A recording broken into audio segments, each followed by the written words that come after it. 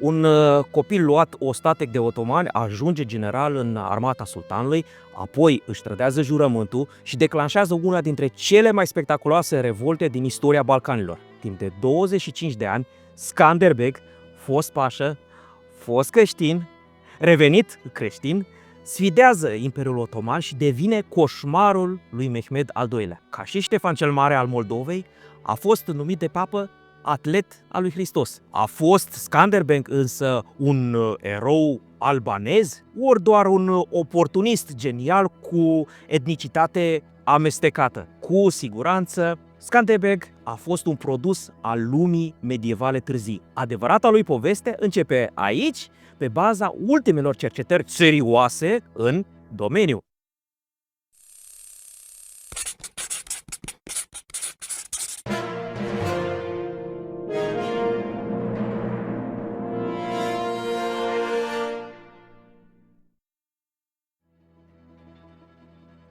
Vă salut! Numele meu este Adrian Gheorghe, sunt istoric specializat în istoria otomană și medievală a Balcanilor și fac parte din echipa internațională și interdisciplinară de cercetare Corpus Dracolianum, care strânge și publică toate sursele istorice de orice gen și origine de la și despre Vlad Țepeș Drăculea. Înainte să începem, un mic anunț. Pentru strângerea fondurilor necesare remunerării harnicilor noștri editori, am deschis în sfârșit un cont pe Patreon, aflat sub coordonarea editorului nostru șef.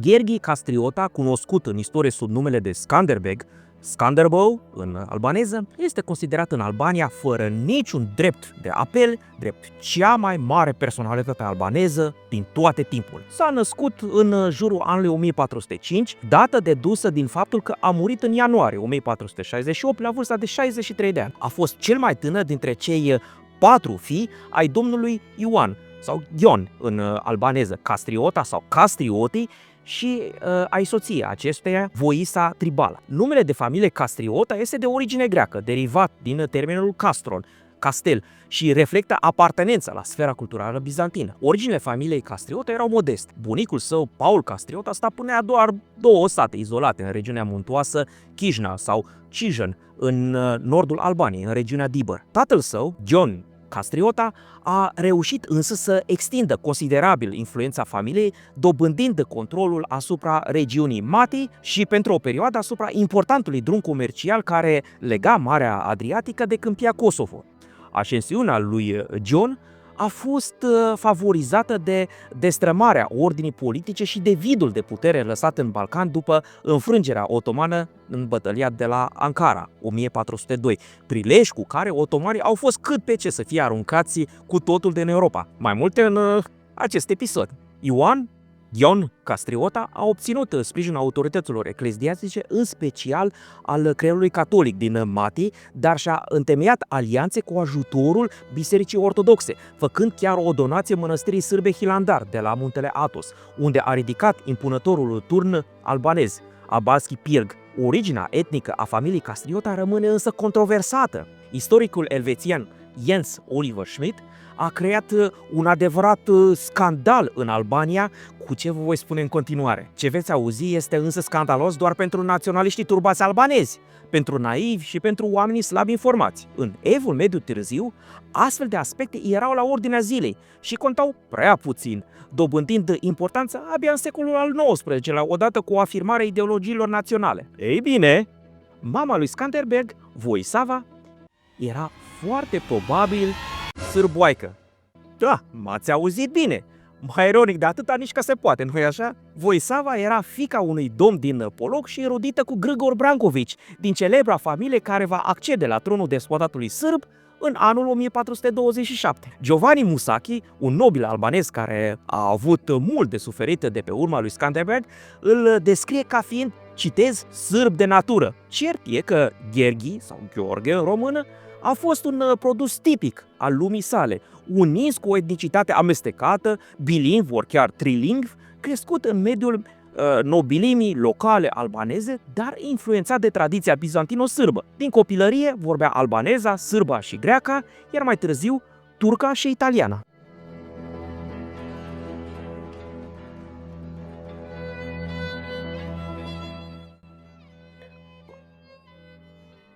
Skanderbeg și-a început cariera ca orice altceva decât eroul legendar cunoscut astăzi. Nici măcar nu era creștin. Să mai explic.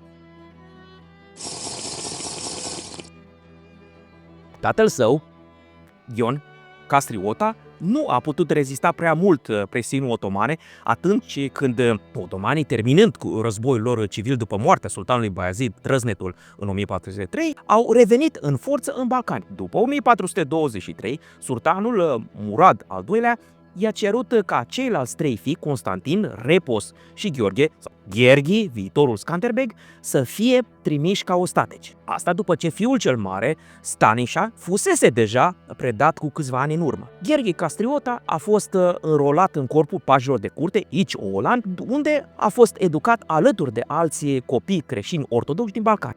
Înainte de 1428, Gheorghe s-a convertit la islam, asemenea multor ostateci aflați la curțile otomane. Biograful său, Martinus Berletius, scriind la aproape 8 decenii după fapte, relatează că un derviș l-ar fi adus la credința islamică, ceea ce este verosimil, de vreme ce dervișii practicau o formă populară, heterodoxă de islam, formă care era în multe privințe mai apropiată de spiritualitatea ortodoxă decât teologia formalistă a curții sultanului. Dervișii, mulți dintre ei preluând chiar idei din creștinism, au jucat un rol esențial în procesul de islamizare al Balcanilor. Odată cu convertirea, Gheorghe a primit numele de Iskender Bey, de aici Skanderbeg, adică domnul Alexandru, un nume de mare prestigiu, căci Alexandru cel Mare era considerat în lumea islamică un model de vitejie și un ideal istoric. Gheorghe Castriota va păstra acest nume de război chiar și după ce s-a desprins de sultan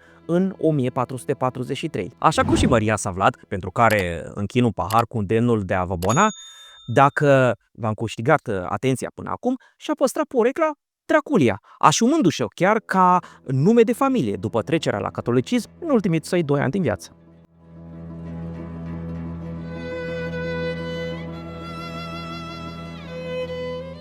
Multă vreme, cauza reîntoarcerii sale la creștinism a rămas neclară. Schmidt oferă o explicație solidă, bazată pe un raport diplomatic redactat de Curia Papală în ianuarie 1454. Potrivit acestui document, tatăl lui Skanderbeg, Ion Castriota, nu a murit de moarte bună în mai 1434, ci asasinat la ordinul lui Murad al II-lea.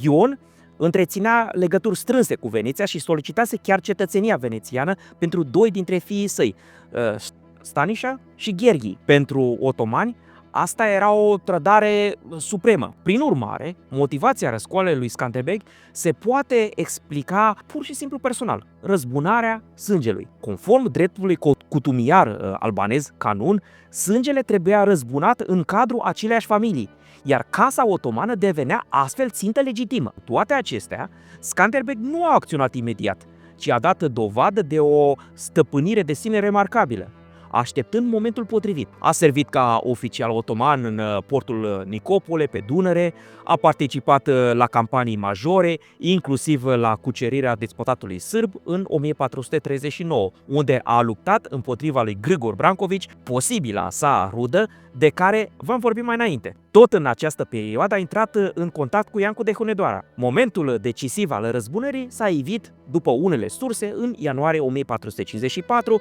când Skanderbeg ar fi orchestrat uciderea lui Alaeddin Ali Celebi, fratele sultanului Mehmed al II-lea. Alte cronici plasează însă asasinatul în iunie 1443, înainte de bătălia de la Niș, în care Skanderbeg a dezertat din armata otomană și a preluat controlul asupra orașului Croia, Cruiă în albaneză, în toamna aceluiași an. Inconsecvențele cronologice dintre surse nu diminuează însă faptul că răzbunarea personală a jucat un rol esențial în decizia de a-l abandona pe sultan și de a reveni la creștinism.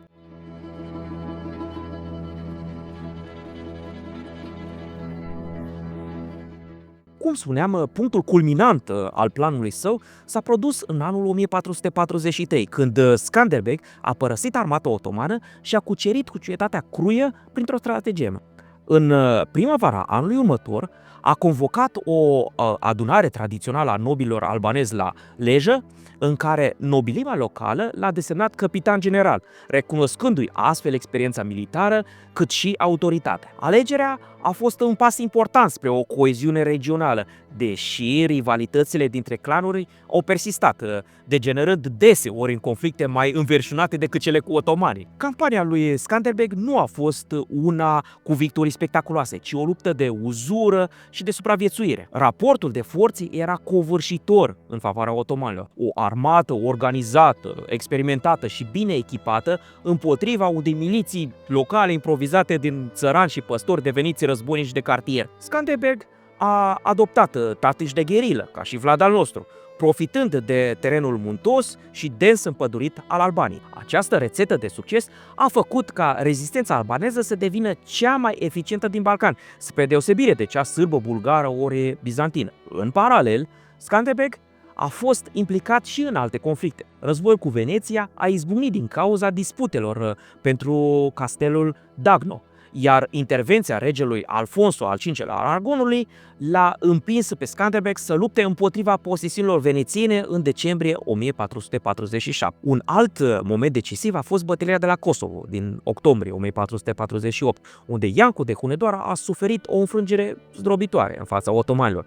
Deși Skanderbeg ajunsese la mai puțin de 30 de kilometri de câmpul de bătălie, nu a reușit să intervină la timp în ajutorul lui Iancu. După pierderea fortăreței Svetigrad în același an, Skanderbeg s-a concentrat asupra flancului nordic, anticipând o ofensivă otomană spre Cruia. În acest sens, a solicitat ajutorul Republicii Raguza, Dubrovnicul de astăzi, dar prudența acesteia, dictată de frica de Murad al II-lea, a limitat sprijinul la un modest împrumut financiar.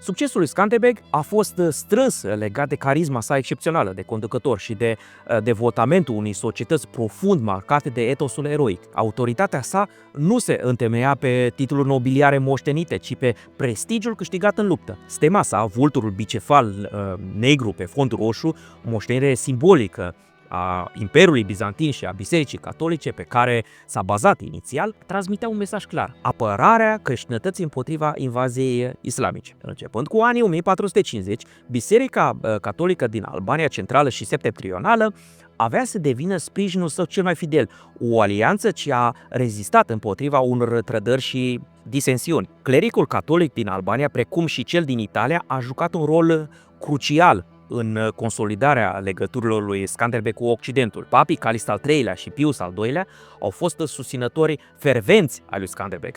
Calix al III-lea l-a lăudat ca pe un, citez, adevărat atlet și campion al numelui creștin și l-a numit explicit principe catolic într-o scrisoare din februarie 1458. Această retorică papală a contribuit semnificativ la reputația lui Skanderbeg în Occident ca erou catolic. Trecerea la catolicism nu poate fi însă plasată într-un moment anume, ci a fost un proces treptat determinat de necesități pragmatice, anume de mult necesarul sprijin căutat în peninsula italiană și de dezamăgirea legată de mediile ortodoxe. Spre deosebire de alți lideri balcanici ai vremii, Skanderbeg a cultivat activ sprijinul occidental. Vizita sa în Italia, septembrie 1461, februarie 1462, prilejuită de intervenția în favoarea regelui Ferrante de Aragon în conflictul pentru succesiunea la tronul Neapolului, a contribuit decisiv la consolidarea renumelui său internațional. Deși Ferrante îl prețuia pe bune, interesele politice ale peninsulei, marcate de rivalități constante și dorința de a limita influența venețiană, au prevalat în fața proiectelor unei coaliții anti-otomane. Deși conștient de aceste interese locale, Skanderbeg a încercat să manevreze în acest context diplomatic fluid, întreținând relații cu toți care puteau aduce un profit, de la elitele otomane locale la ambasadorii occidentali.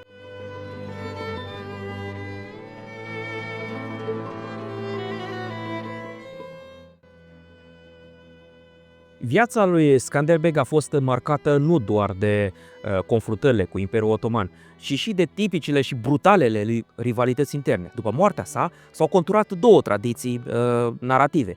Una îl înfățișa ca pe un rău idealizat și alta întruchipată de nobilul Giovanni Musacchi, care, deși îi recunoștea bravura, nu ezita să evoce tensiunile persistente din rândul aristocrației albaneze, uneori generate chiar de autoritatea sa. Skanderbeg nu a ezitat să umilească nobilii rivali, să le ia soțiile, despre asta nu se vorbește, e periculos, să le reducă statutul sau chiar să-i arunce în temniță. Aceste dușmănii mărunte și încălcite au zădărnicit în repetate rânduri formarea unei strategii coerente și au slăbit efortul comun anti-otoman. Familiile puternice ale ducaghinilor și araniților au fost în repetate rânduri marginalizate de ambițiile sale. Leca Ducaghini, principalul său rival din nord, a refuzat constant să îi se subordoneze, declarând că va lupta doar sub standard venețian. Chiar și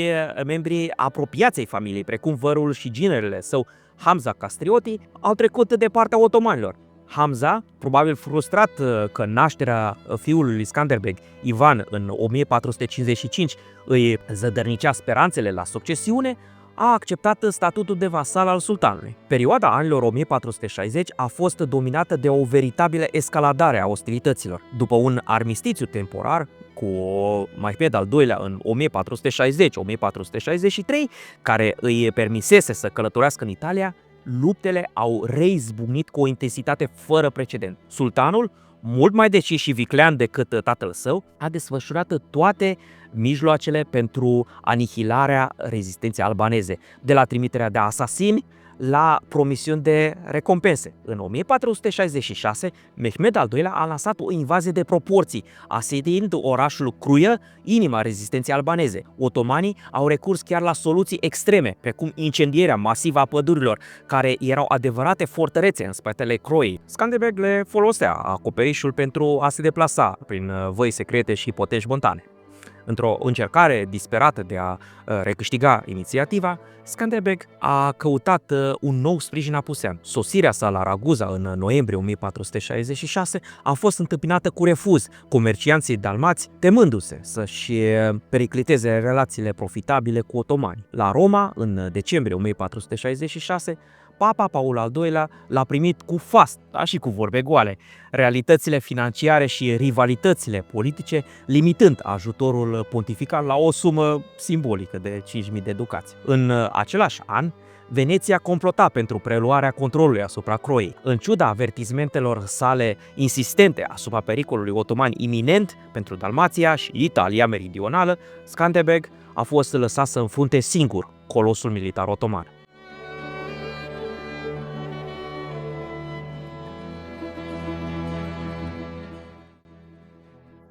Revenit în Albania, Skanderbeg a reușit să mobilizeze un val de entuziasm popular.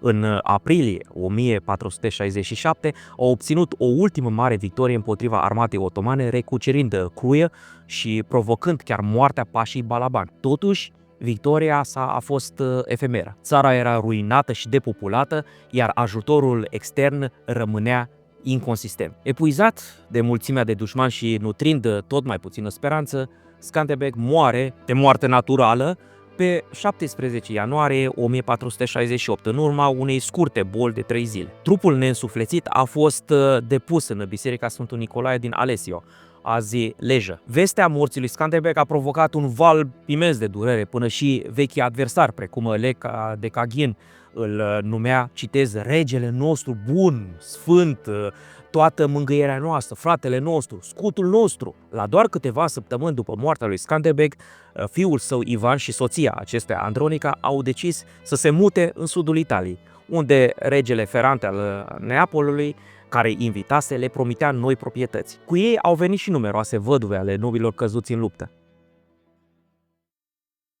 Sper că acest episod v-a convins să faceți un Skanderbeg cu butonul de abonare, ca să demolăm în sfârșit o realitate de care măria sa nu se bucură deloc. Mai bine de jumătate dintre privitori se uită la logofeții săi fără să se aboneze. În speranța că îl veți imita pe eroul albanez, eu vă urez, așa cum Maria Savlad obișnuia să încheie scrisorile sale slavone, din toată inima și Dumnezeu să vă veselească. Amin.